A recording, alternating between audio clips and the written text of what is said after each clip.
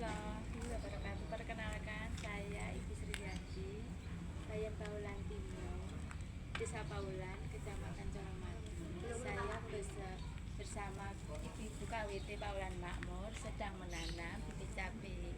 Bagi kami, bibit cabai bantuan dari donatur dan PTSI yang tumbuh di pekarangan bisa membantu keluarga lebih mandiri, apalagi saat harga cabai sedang meroket.